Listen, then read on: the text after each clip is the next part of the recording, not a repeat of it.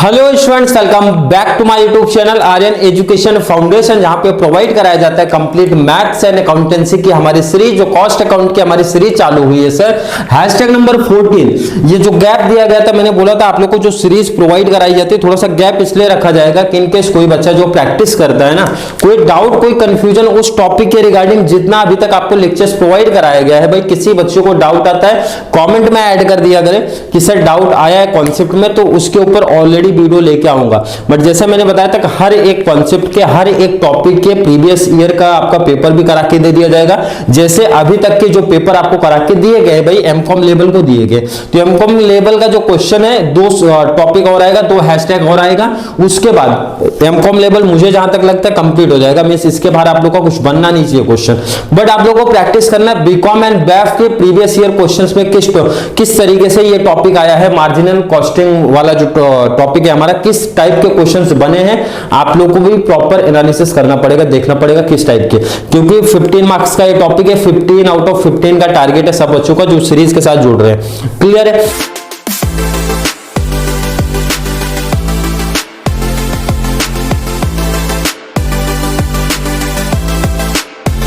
बहुत important topic है, बहुत इंपॉर्टेंट क्वेश्चंस है, काफी बच्चे कंफ्यूजन में भी आ जाते हैं ऐसे क्वेश्चंस देख के, इसलिए ये क्वेश्चंस मैंने लिया है। क्वेश्चंस ऑलरेडी आपको यहाँ पे स्क्रीन पे ऐड करा देता हूँ। एमकॉम लेवल का समय पहले बता दे रहा हूँ। फॉलोइंग पर्टिकुलर्स डिटेल्स दे के रखे हैं, मतलब क्या क्या दिए के रखे हैं सर। पहले तो देखो, सबसे पहला काम सर हमारा होता है इनकम स्टेटमेंट। पहला काम इसलिए बताया था स्टार्टिंग से कि सर अगर हमारा इनकम स्टेटमेंट रेडी है, इनकम स्टेटमेंट बनाना हमको आ गया, तो काफी कॉन्सेप्ट हमारे यहीं पे हो जाते हैं। तो पहले आप लिख लिया करो इनकम स्टेटमेंट। क्लियर है? इनकम स्टेटमेंट का फॉर्मेट आप बना लो। तो मैंने बना लिया सर।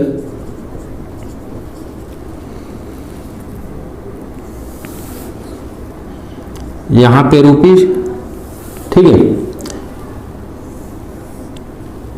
आई होप अभी तक के सब बच्चों का कॉन्सेप्ट इनकम स्टेटमेंट का क्लियर हुआ होगा। सबसे पहले सर हमारा सेल्स आता है, तो आप लिख दो सर सेल्स आएगा पहला, माइनस करते हैं सर इसमें से हम लोग वेरिएबल कॉस्ट। क्लियर है? बिल्कुल क्लियर। क्वेश्चन थोड़ा पढ़ते हो, क्या दिया गया, बजटेड सेल्स रुपीज 10,000, 10% कैपेसिटी। तो देखो इधर आप लिख दो यहाँ पे 10,000, ठीक है। अब ये रुपीस के ऊपर आप ये लिखो 10% कैपेसिटी, ठीक है। ये लिख देना, मेंशन कर देना। क्लियर है? सेल्स का अमाउंट आप लोग को क्लियर दिख गया। आगे बोला गया sir direct material 40% of sales. कैलसी उठा लो, कैलसी उठा लो। डायरेक्ट मटेरियल सर हमारा वेरिएबल कॉस्ट का पार्ट है, इसलिए अंडरलाइन कर दिया करो कि इसका मतलब ये होता है कि हम वेरिएबल कॉस्ट के अंदर पहली चीज लिखने जा रहे हैं, या फिर नंबर 1 2 नहीं लिखोगे तो भी चलेगा। पहला क्या है सर, हमारा डायरेक्ट मटेरियल है, तो मैंने लिख दिया आपका डायरेक्ट मटेरियल। चलिए आपको वर्किंग भी बता देता हूं कि सिंपल से, ताकि समझ में भी आ जाए। क्या बोला है सर, 40%। 40% किसका बोला है सर, सेल्स का। सेल्स हमारा कितना है, तो चलो 10,000 का 40% कैलसी उठा लो 4,000। इसको इनर में लिखना, क्लियर? इनर अमाउंट में लिखना। अमाउंट बनाना तो चलो 2 अमाउंट कर लो आप लोग, नहीं बनाया तो भी चलेगा, बट बना लिया तो भी कोई प्रॉब्लम नहीं है। चलिए सेकंड हमारा, आई होप हर एक बच्चे को क्लियर होगा। सिंपल सा बोला भाई 40% किसका, सेल्स का। तो सेल्स हमारा यहाँ पे दिख रहे हैं 10,000, 10,000 का 40% क्या सर, 4,000 आ गया। आगे क्या बोला सर, डायरेक्ट लेबर भी बोला, तो लेबर भी हमारा सर वेरिएबल कॉस्ट का ही पार्ट होता है, तो आपको लिख लेना है सर डायरेक्ट लेबर। चलिए कितना परसेंट सर, 20%। कितने का सर, सेल्स का। तो ये सर हमारा आ गया 2,000। किसी बच्चों को यहां तक तो कोई डाउट कंफ्यूजन नहीं होगा। आगे बात करेंगे सर वेरिएबल ओवरहेड्स फैक्ट्री 10%। तो वेरिएबल ओवरहेड्स बोला तो ऑलरेडी वेरिएबल कॉस्ट का हमारा पार्ट है ये, वेरिएबल ओवरहेड्स शॉर्ट में लिख दे रहा हूं मैं। कितना बोला है सर, 10% सेल बोला, तो 10% आप ले लो। 10% सेल का, सेल कितना है सर 10,000, 10,000 का 10% कैलसी उठा लो 1,000। आई होप यहां तक तो किसी बच्चों को अभी तक कोई डाउट कंफ्यूजन नहीं आ रहा होगा। चलिए आगे बढ़ते हैं sir, variable overheads 5% of sale. फिर से वेरिएबल ओवरहेड्स दिया है, बट ये ऑफिस का दिया है, तो आपको फिर से लिख लेना है वेरिएबल ओवरहेड्स कितना परसेंट सर, 5% सेल का, 10,000, कितना आएगा सर 500।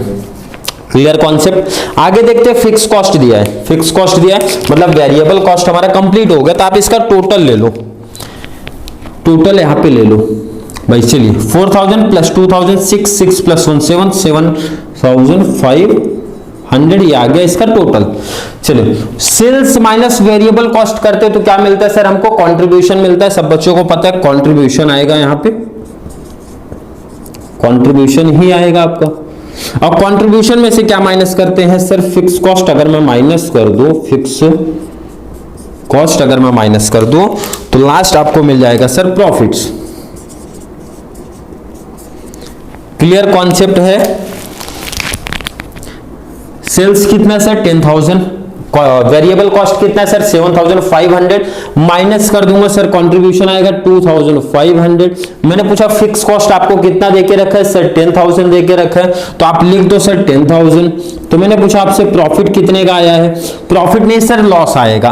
कंट्रीब्यूशन 2,500 है, फिक्स कॉस्ट 10,000 है, तो मतलब कंट्रीब्यूशन से ज्यादा हमारा फिक्स कॉस्ट है, इसका मतलब आपको यहाँ पे प्रॉफिट एंड लॉस आ गया भाई। लॉस कितने का आया सर 7,500, लॉस को आपको ब्रैकेट में दिखाना है।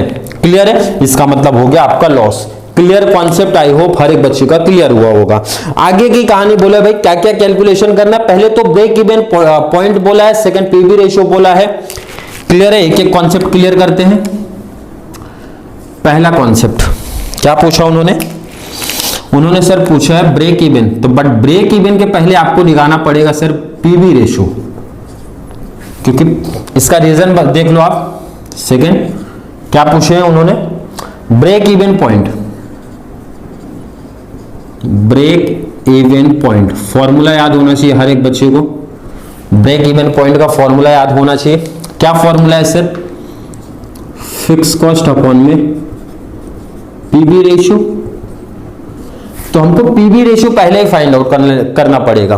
क्लियर है, पीवी रेशियो का फॉर्मूला सर शॉर्ट में लिख देता हूं, कंट्रीब्यूशन अपॉन में सेल्स मल्टीप्लाई 100 होता है, यही होता है आपका कॉन्सेप्ट। कंट्रीब्यूशन कितना है सर, कंट्रीब्यूशन 2,500 है, चलिए 2,500 अपॉन में सेल्स आपका कितना है सर 10,000 मल्टीप्लाई 100। कैलसी उठा लो, कैलसी का यूज कर लो और मुझे परसेंटेज बताओ कितना आ रहा है। 25% आया। कैलसी है नहीं तो आप लोगों को करना पड़ेगा 25%। आई होप हर एक बच्चे का आया रहेगा। क्लियर कॉन्सेप्ट है सर। चलिए break even point easy calculation है, फिक्स कॉस्ट अपॉन में PV ratio. Fix cost already clear mention है सर 10,000, तो मैंने आपसे पूछा पीवी रेशियो कितना है सर 25%। चलिए डिवाइड 10,000 डिवाइड बाय 25% कर देना है, कितना है सर 40,000। क्लियर कॉन्सेप्ट है सर, क्लियर है, कोई डाउट कोई कंफ्यूजन नहीं होना चाहिए किसी भी बच्चे को। नेक्स्ट कॉन्सेप्ट है भाई profit and loss at 10% capacity. Clear है, क्या पूछ रहे sir, profit and loss 10% capacity. क्या पूछा sir, profit and loss 10% capacity. कितना है सर, प्रॉफिट आया कि लॉस आया, 10% कैपेसिटी तो निकाला सर, 7,500 का लॉस आ रहा है सर, लॉस आया। अगला क्वेश्चन जो इंपॉर्टेंट है, काफी बच्चे कंफ्यूजन में रहते हैं, बहुत सिंपल कैलकुलेशन है। क्या बोल रहे हैं उन्होंने, क्या चेंज कर दिया सर, प्रॉफिट बता दो या फिर लॉस आप बता दो एट 100%। क्लियर है, बहुत इजी सम है, बहुत इजी टॉपिक है। अब आपने जैसे ये 10% का ये टॉपिक किया ना, यहां पे एक और टेबल बना लो। उन्होंने क्या बोला सर 100% कैपेसिटी की बात हो रही है, तो आप एक टेबल बनाओ यहाँ पे 100% कैपेसिटी का। और सिंपल देखो, बहुत सिंपल कैलकुलेशन बता रहा हूं आपको, बहुत सिंपल, बहुत इजी टॉपिक है। क्या करना है ध्यान से देख लो आप। 10% कैपेसिटी में सेल कितना था सर 10,000, तो मैंने पूछा आपसे 100% में। देखो 10 और 100 में कितने का डिफरेंट है, आप बोलोगे सर 1 0 का डिफरेंट है, तो करना कुछ नहीं भाई, 1 0 ऐड करते चलो। ये 10,000 है तो ये कितना आ जाएगा सर 1 लाख आ जाएगा। क्लियर है क्या, बिल्कुल क्लियर है। दो अमाउंट आप कर लो, क्योंकि यहाँ पे एक टेबल और लगेगा आपका, एक टेबल और यूज होगा ना, यहाँ पे आप लिखो। चलिए 4,000 है तो यहाँ पे कितना आएगा सर 40,000 आएगा। 2000 है तो सर 20,000 आएगा, 1000 है तो सर 10,000 आएगा, 500 है तो सर 5,000 आएगा। मैंने पूछा 7,500 तो यहां कितना आएगा सर 75,000 आएगा। किसी बच्चे को यहां डाउट कंफ्यूजन नहीं होना चाहिए, मतलब सिंपल सा जितने परसेंट कैपेसिटी है। तो आप दूसरा लॉजिक समझ सकते हो, कोई बच्चा बोले सर जीरो कैसे पढ़ा रहे हो, जीरो का लॉजिक सिंपल बता दिया, बट 10 100 में डिफरेंस होता है जीरो का। बट बच्चे को डाउट है कि सर अगर 100 नहीं होता 90 होता, 90% कैपेसिटी बोलते 80% करते तो क्या लॉजिक चलता। तो देखो इधर आप समझ लो सिंपल सर 10% का, मैंने आपसे पूछा 10% का सेल कितना है भाई, सेल है सर 10,000, तो 100% का कितना, तो आप करते क्रॉस 100 मल्टीप्लाई 10,000 डिवाइड बाई 10, यही करते। अब मैंने बोला आप ये चेंज कर दो भाई, इसकी जगह 90 कर दो, तो कोई चेंज नहीं, 10,000 मल्टीप्लाई 90 डिवाइड बाई इतना, 10,000 मल्टीप्लाई 80 डिवाइड बाई 10, यही लॉजिक चलेगा हमेशा, इस चीज ध्यान रखना। अब आगे का कॉन्सेप्ट देखो, माइनस कर दो, तो माइनस किया सर 25,000, चलिए फिक्स कॉस्ट कितना सर 10,000, तो यहां पे पढ़ा दो सर, नहीं, यही एक इंपॉर्टेंट चीज है, फिक्स कॉस्ट हमेशा सेम होता है, वेरिएबल कॉस्ट आपका चेंज होता है, फिक्स कॉस्ट जितना आपका यहां पे है उतना ही आएगा आपका। इसका मतलब आ गया सर ये 15,000 का ना प्रॉफिट आया है, मतलब हमारा फाइनल आंसर है 15,000 का प्रॉफिट हुआ है। ये चीज प्रॉफिट चाहिए तो मेंशन कर दो आप। क्लियर है? आई होप हर एक बच्चे का ये कॉन्सेप्ट क्लियर हुआ होगा। फिर भी किसी बच्चे को कोई डाउट कोई कंफ्यूजन आज के सम में हुआ होगा, कमेंट में ऐड कर देना सर कौन सा कॉन्सेप्ट हमारे नहीं समझ में आए हैं अभी तक के इस सम में।